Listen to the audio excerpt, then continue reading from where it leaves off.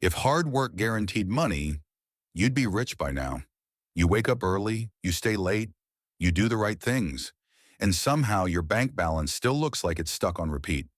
Here's the uncomfortable truth: you're not losing because you don't try hard enough. You're losing because you're fighting the wrong enemy.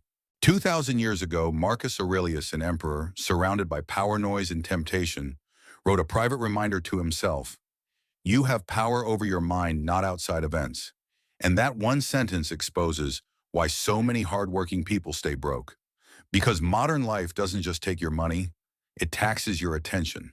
It sells you stress relief in small payments. It turns exhaustion into "I deserve this." It turns comparison into "I'm behind." And it turns busy into "I'm progressing." But Stoicism makes a brutal distinction. Motion isn't progress, control is. So in this video, I'm going to show you the hidden financial trap that hard workers fall into, the exact stoic shift that pulls you out, and the simple steps to stop leaking money, stop buying identity, and start building real freedom without needing to become a different person. Stay with me, because the reason you're stuck is not what you think. Part 1. The Modern Trap. If hard work automatically created wealth, Alex wouldn't be checking the bank app like it's a horror movie trailer. Alex is the kind of person everyone praises: early mornings, late nights, never calls in sick, always responsible, and yet every month ends the same way: rent paid, bills paid, stress paid, and the future postponed. Payday hits, Alex breathes for 5 minutes, then the notifications arrive: limited time offer, sale ends tonight, your friend just bought this, and suddenly money isn't money. It's emotion management. Exhaustion becomes "I deserve a treat." Anxiety becomes "I need convenience." Comparison becomes "I'm behind." And status becomes "I need to look like I'm okay." Here's the brutal truth. Marcus Aurelius would make you face hard work is not the same as progress. Sometimes it's just survival on a treadmill, moving a lot and going nowhere. Quick reset, breathe in, breathe out, say it with me. Motion isn't progress, control is. Marcus wrote, "You have power over your mind, not outside events," but modern life sells the opposite: control. The outside impress them, keep up, and that's how you work harder and still feel trapped. Because the game isn't only income, it's attention. And attention is where money leaks. Epictetus said, "It's not things that disturb us, but our judgments about things." And advertisers are experts at renting your judgment for a small monthly fee. So Marcus would ask one question that stings: what is actually in your control? Not inflation, not the economy, not what people post, not sudden bills, but you can control awareness, boundaries, skill, and courage starting today. Do this in 90 seconds. Draw a line down a page. Write control on the left and not control on the right. List 5 items on each side fast, then circle one controllable that would move your money story forward this week, one, not 10. Second reset, look at me and say it with me: I don't chase, I choose. If this is hitting you, tap like so. This reaches hardworking people silently drowning in comment, treadmill, if you felt that loop. Because in the next part, Marcus doesn't just diagnose the trap, he gives you a money framework to find the leak, define enough, and turn effort into real progress. So keep watching. Part 2, Stoicism's money framework. Alex doesn't need another motivational speech. Alex needs a map, because after part 1, Alex finally sees it. The problem isn't effort. The problem is direction. And Alex has been pouring energy into life, like water into sand, working hard, feeling tired, and still watching the future slip away.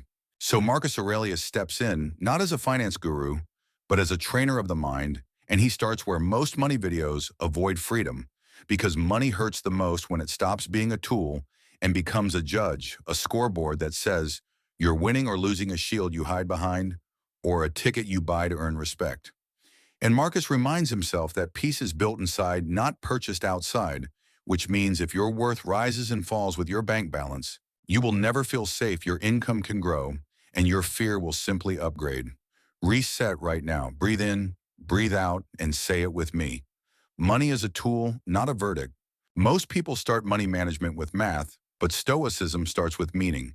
Because the same $100 can be a smart investment or a silent chain, depending on why you spent it. And Seneca warned essentially that we suffer more in imagination than in reality. So modern spending often becomes buying relief from imagined shame, imagined rejection, imagine failure. And when you're exhausted, you don't just buy products. You buy temporary feelings. You buy calm. You buy confidence. You buy belonging. You buy the illusion that you're not falling behind. That's why Marcus gives three lenses, simple enough to remember when you're tired, strong enough to cut through the noise, when life gets loud. And I want you to treat these lenses like a flashlight in a dark room, because once you see what's actually happening, you stop blaming yourself and you start steering. Lens one is the leak, not the lack, and here's the shock. Hardworking people usually don't lose money in one dramatic disaster. They lose it in tiny, repeated decisions made while stressed, lonely, or trying to feel okay in leaks. Don't announce themselves. They whisper subscriptions, you forgot delivery because your brain is fried. Just this once, purchases that happen 3 times a week. Little upgrades you don't even remember buying. And lifestyle creep that quietly follows every raise like a shadow. Alex used to say, I don't even spend that much. But then Alex did the audit and felt that cold, embarrassing moment in the stomach, the moment you realize your money isn't disappearing. It's escaping through cracks you never looked at.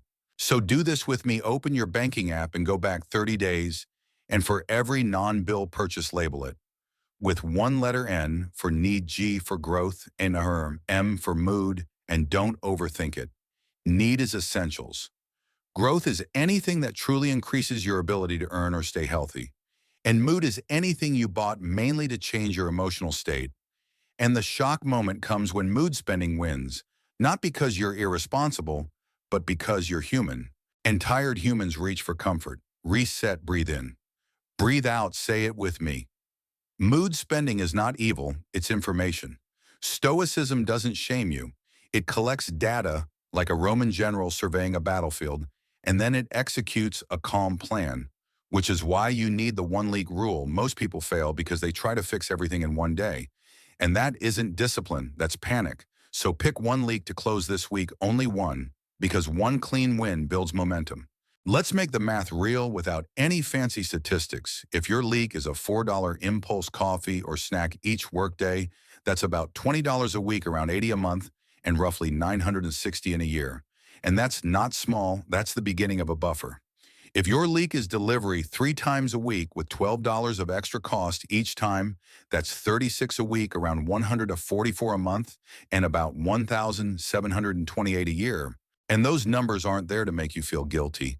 They're there to give you power, because what you can measure, you can command. Now here's the part most people miss. You don't just remove a leak. You replace it, because a leak is usually a need in disguise. Energy, comfort, rest, belonging. So you build a stoic replacement that keeps the leak from returning. If the leak is delivery, create an emergency meal that takes 5 minutes, like rice and eggs and frozen vegetables. So when you're exhausted, you still have a plan. If the leak is late night impulse shopping, use the 24-hour rule, add it to cart, close the app. And if you still want it tomorrow, you decide with a calm brain. If the leak is treat spending, make it planned, one chosen treat per week. Not random treats every day, because planned pleasure is freedom and impulsive pleasure is a leash. Epictetus taught that you first decide what kind of person you want to be, and then you do what you must do, so decide the identity. Now I am someone who spends on purpose, and then build the behaviors that match it. Reset again, say it slowly, one leak closed is one chain broken. Now lens two is where Marcus becomes dangerous in a good way, because modern culture runs on one command: more. More upgrades, more proving, more convenience, more keep up. And if you obey that command, you can double your income and still feel broke, because enough was never defined. And Marcus, an emperor, who could have chased more than anyone, trained his mind to want less. Not because he hated comfort, but because he valued freedom more than luxury. And there's a massive difference between enjoying comfort and becoming owned by comfort. So do the enough list with me, because this is where you stop being easy to manipulate. Write 3 lines and don't make it perfect, just make it honest. Line 1 is your calm number, the monthly amount that covers necessities, plus one meaningful comfort. Not 10 comforts, one, because the point is stability, not indulgence. Line 2 is your non-negotiables. The 3 values you refuse to sacrifice for money. Maybe it's sleep, health, family, learning, faith, creativity. Choose yours. And line 3 is your chosen luxury. One thing you can enjoy without guilt, because it's planned, not impulsive, not to impress anyone, and not to patch a wound. Seneca famously warned in essence that it's not the person who has too little, but the person who craves more who is truly poor. And the reason that line is so powerful is because craving has no finish line. If you don't define enough, your life becomes a chase, and chasing makes you spend, and spending makes you anxious, and anxiety makes you chase harder. And suddenly you're working hard but still stuck financially because your mind never stops running. Reset, breathe in, breathe out, and say it with me enough is not just a number. Enough is a decision. Now we name the monster most people refuse to name: identity. Spending the kind of spending that isn't about the item at all. It's about who you get to feel like when you own it. Successful included attractive, respected not behind, and identity spending is brutal because it never ends. It doesn't get satisfied by one purchase. It gets fed by repetition. So here's the Stoic test that can save you hundreds without making you feel deprived. Ask, would I still want this if nobody could see it, if it came with 0 likes, 0 compliments, 0 proof? And if the answer is no, you're not buying a product, you're buying a costume. And Marcus would whisper that your character is your wealth and everything else is rented, meaning the only thing you truly own is how you choose. Now, lens 3 is about escape velocity, high leverage effort, because you cannot budget your way into freedom if your income never grows, but you also can't hustle your way into freedom if your effort doesn't compound. And Marcus would ask the question that cuts through every busy week: is your effort compounding, or is it just consuming you? Low leverage effort looks like endless tasks that don't increase your value over time, that trades health for a small bump, being busy to feel safe, saying yes to everything because you're afraid to lose opportunities. High leverage effort looks like one skill that raises your rate, one credential or portfolio piece that signals value, one negotiation that permanently improves your baseline, one side stream that can scale. Let's make the math concrete. 30 minutes a day sounds small until you count it: 2.5 hours a week, about 10 hours a month, and 60 hours in 6 months. 60 focused hours is enough to build a real beginner portfolio, and many skills enough to create proof. And proof is what turns "I think I can" into "I did." Reset, say it with me: my effort must compound. Now do the 30 for 30 skill sprint. Pick one marketable skill and commit to 30 minutes a day for 30 days with a visible tracker, because what gets tracked gets trained. If you choose video editing, your proof could be 10 short edits. If you choose copywriting, your proof could be 30 hooks. If you choose sales communication, your proof could be 30 practice pitches. If you choose design, your proof could be 10 recreated landing pages. If you choose data skills, your proof could be one beginner course plus 3 mini projects. The point is not perfection, the point is evidence. And here's the emotional twist: at day 7, you'll want to quit because you won't feel different. Yet at day 14, you'll feel the first spark of competence. At day 21, you'll notice your identity shifting. And at day 30, you'll have proof you're not stuck, you're building. Now add the Stoic money upgrade. Most people avoid ask because most people never ask for more. They hope, they wait, they resent, they work harder and quietly get bitter. But Stoicism doesn't beg, it acts. And one of the highest leverage actions is a conversation. Ask for a raise with evidence. Ask for a better role. Ask for higher rates. Apply to places that pay your value. You don't need confidence first. You need clarity, then courage. Because fear can ride in the passenger seat, but it cannot touch the wheel. Marcus reminds himself to stop delaying the right action, and the modern translation is simple: do the next correct thing, even while your hands shake. Reset, breathe in, breathe out, say it with me: I don't wait, I train. Now let's lock it in with a mini recap before we move. Because repetition is retention, find one leak and close it. Define enough and protect it. Make effort compound by building a skill and asking for more. This isn't about becoming extreme. It's about becoming free, because the goal is not to look rich. The goal is to stop feeling trapped. If this is helping, hit like so it reaches hardworking people who are silently drowning, and comment which lens you need most: leak enough or leverage. Because here's the cliffhanger: even if you do all three, one thing decides whether you stay stable under pressure, and that thing is margin, breathing room, buffer, spare energy, spare time. Because without margin, one bad week can erase your discipline. One surprise bill can trigger mood spending again. One stressful month can bring back the treadmill, and Marcus trained for storms, not sunshine. So in part 3, we build the Stoic escape plan, how to create margin like armor, how to stop buying identity, and how to turn daily discipline into financial breathing room you can actually feel. So stay with me, because this is where the treadmill breaks. Part 3, the Stoic escape plan. Now we return to Alex, but this time Alex isn't confused. Alex is awake, and that's the most dangerous moment in any life, because when you wake up, you stop accepting the loop. Alex has been working hard for years, but now Alex can finally name the real enemy. Not enough money, not bad luck, not even lack of discipline, but something quieter and more brutal. No margin, no breathing room, no buffer. And when you have no buffer, every small surprise feels like a crisis, and every crisis demands an emotional payment. That's when your brain reaches for the fastest relief available. Convenience treats upgrades, the quick purchase that says, at least I can control this.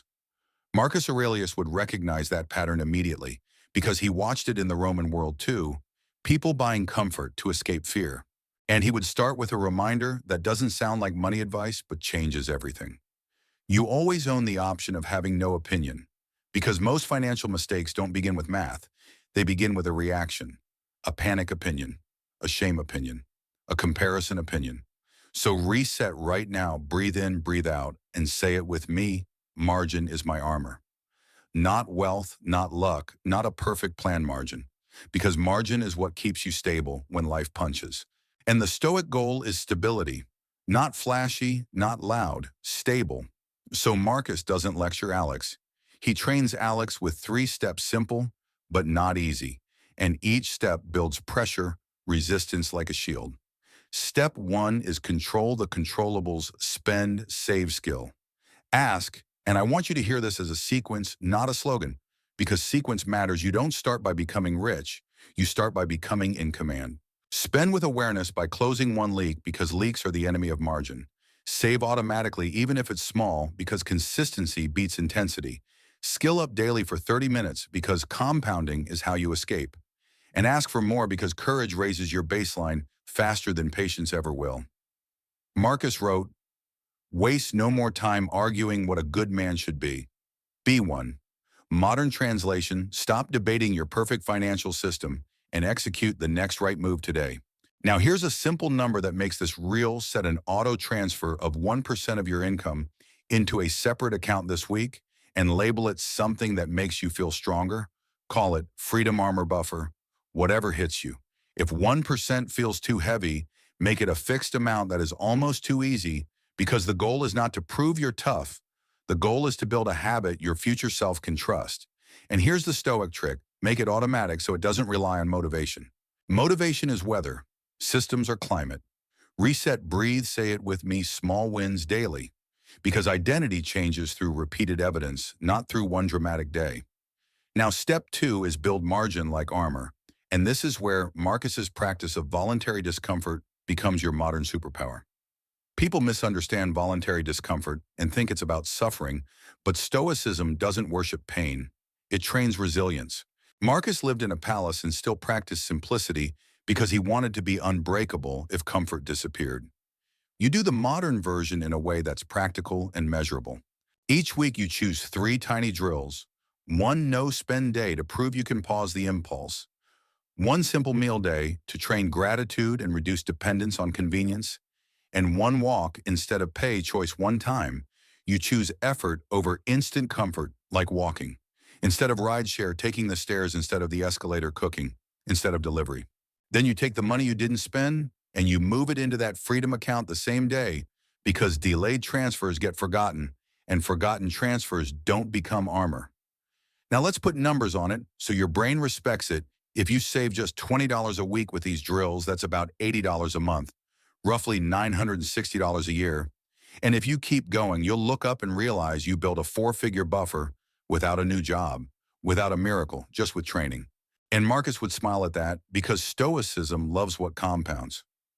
Reset, breathe, say it with me, I train for storms, because that's what margin is, storm preparation. Now here's the part that hits emotionally. Once you have even a small buffer, your entire nervous system changes. 1 surprise bill no longer feels like an attack on your identity. One bad week no longer forces you into mood spending. You can respond instead of react. And that ability to respond is what Stoics call freedom. Epictetus said in essence that freedom is the only worthy goal, and it's earned through self-mastery. And that's exactly what you're doing here. You're mastering the moment before it masters you.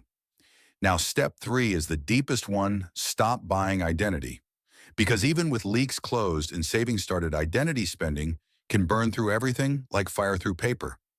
Identity spending is when you're not buying the item, you're buying the feeling of being someone. Successful, included, attractive, respected, not behind. And the modern world is built to trigger that wound because wounded people spend more. Marcus warns himself repeatedly about fame and approval and the hunger to be seen, because those hungers are endless. So here's your stoic weapon before any non-essential purchase. You ask one question, and I want you to hear it like a judge's gavel. Would I still want this if nobody could see it, if nobody could like it, compliment it, notice it, or be impressed by it? Would I still want it? If yes, maybe it's genuinely for you. If no, you're about to pay money to rent a personality for a day. And that's expensive. Now add a second question, because Marcus would push deeper. What problem am I trying to solve with this purchase, practical or emotional? If it's emotional, you don't shame yourself. You simply choose a different medicine. Because spending is not the only medicine for stress. A walk is medicine. Sleep is medicine. Talking to someone is medicine. Creating is medicine. Stoicism is medicine. Reset, breathe, say it with me. I don't buy peace, I build it. Now here's the story turn. Alex tries this for 1 week. The first 2 days feel easy, and that's when the trap springs, because the hardest moment is not when you feel weak, it's when you feel justified. Day 3 is stressful, and Alex's brain whispers, "You've been good. You deserve it." That whisper has destroyed more budgets than any emergency. So Marcus teaches Alex a counter whisper, a sentence to repeat in the moment of temptation. This is discomfort, not danger. Because most spending urges are not emergencies. They are discomfort trying to act like danger. And when you label it correctly, it loses power. Alex breathes, waits 10 minutes, drinks water, walks around the room, and the urge drops like a wave passing. That's stoic victory, not dramatic but real. Now, to make this plan concrete, Marcus would give Alex a simple weekly scoreboard, not a shame scoreboard, a clarity scoreboard. At the end of each week, you rate yourself from 1 to 5 on 4 categories: leak control, automatic saving, skill practice, and courageous asking. You don't rate your income, you rate your control, because income can lag. Control compounds. And every week you choose one category to improve by 1 point.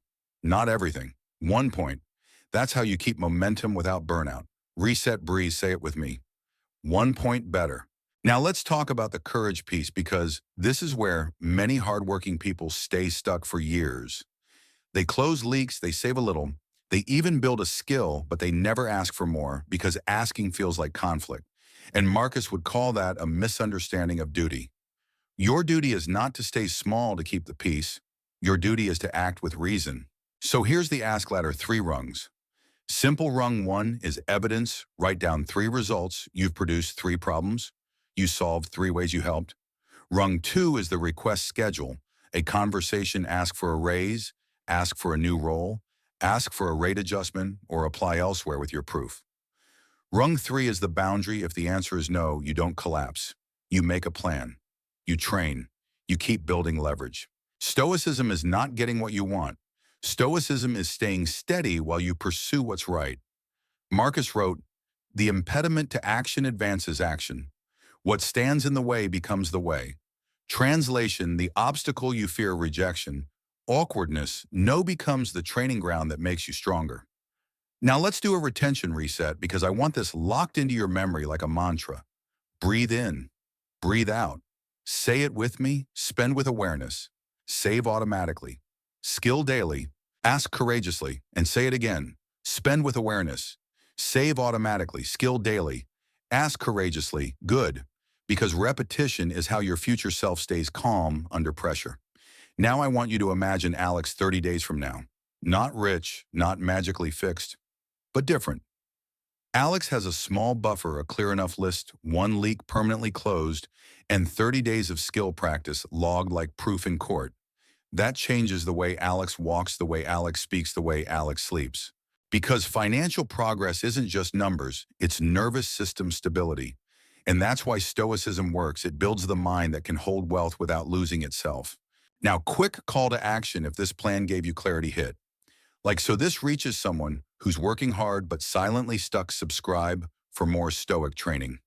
You can actually apply and comment one word armor if you're starting your margin drills this week, or comment AST if you're going to have the courageous conversation. And share this with one friend who's responsible, exhausted, and trapped on the treadmill, because sometimes one video gives someone permission to change direction. Final reset, breathe, say it with me. Motion isn't progress.